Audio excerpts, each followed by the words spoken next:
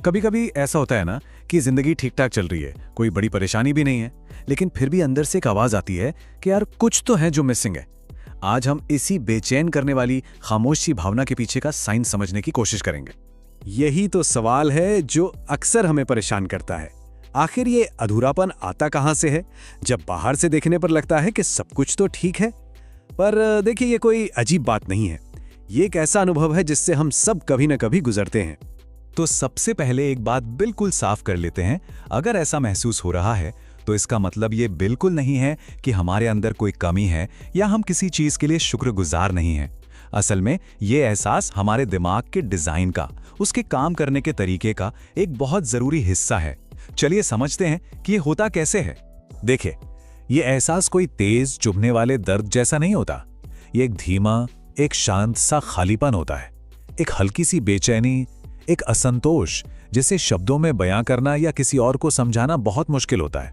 तो चलिए अब थोड़ा साइंस में उतरते हैं। देखिए, हमारा जो दिमाग है वो सिर्फ जिंदा रहने की एक मशीन नहीं है।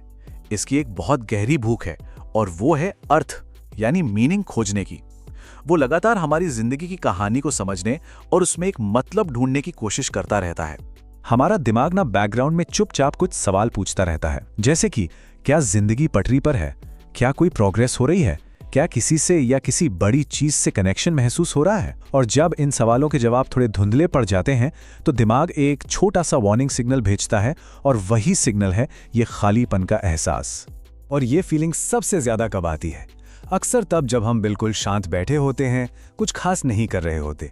हमारे दिमाग में एक सिस्टम होता है जिसे कहते हैं डिफॉल्ट मोड नेटवर्क। इसको ना आप दिमाग का स्क्रीन राइटर समझ लीजिए। जब हम कोई काम नहीं कर रहे होते तो ये एक्टिव हो जाता है और हमारी जिंदगी की पूरी कहानी को रिव्यू करता है। और अगर उसे कहानी में कोई मकसद, कोई डायरेक्शन या कोई एक्साइटमेंट नहीं दिखता तो बस वो ये बेचैनी वाला सिग्नल भेज देता है। अच्छा, अब आते हैं ब्रेन केमिस्ट्री पर, और यहाँ हम बात करेंगे एक बहुत ही फेमस केमिकल की, डोपामीन। डोपामीन को लेकर ना एक बहुत बड़ी गलतफहमी है जिसे आज क्लियर करना बहुत जरूरी है।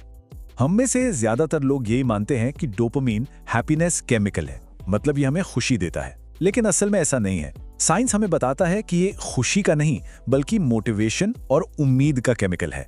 ये तब नहीं निकलता जब हमें कोई चीज मिल जाती है, बल्कि तब निकलता है जब हम उसे पाने की उम्मीद करते हैं, जब हम उसके लिए मेहनत कर रहे होते हैं।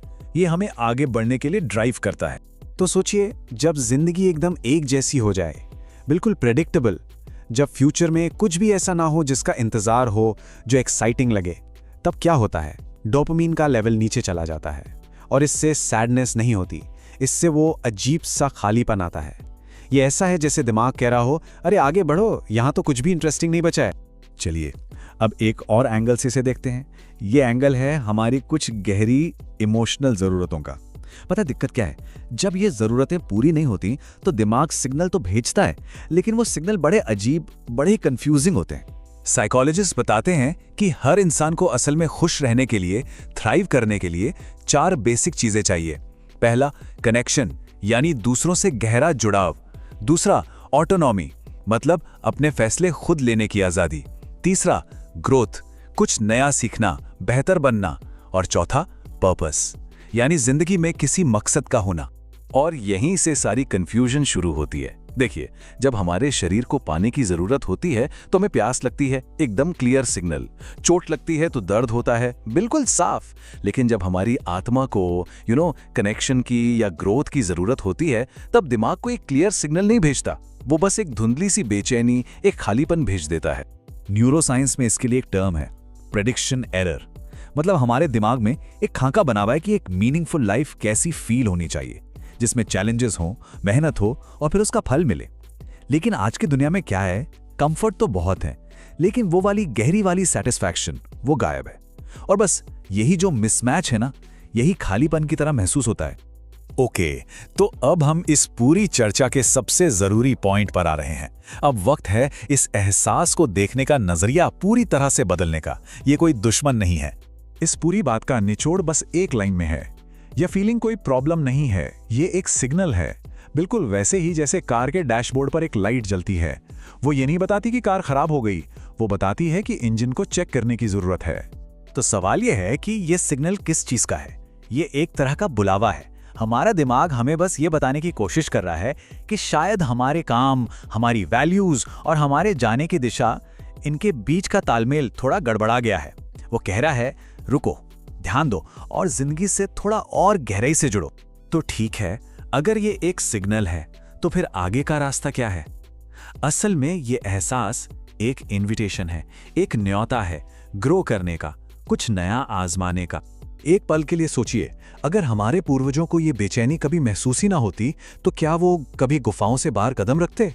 क्या वो कुछ नया बनाते, नई जगहें खोजते? नहीं, यही फीलिंग, यही बेचैनी हमेशा से इंसानियत को आगे बढ़ाने वाली ताकत रही है। और आज जब हमारी ज्यादातर फिजिकल जरूरतें पूरी हो गई हैं, तो यही एहसास हमें इमोशनली ग्रो करने के लिए पुश करता है। तो अगली बार जब ये खालीपन महसूस होना, तो इससे डरना नहीं है।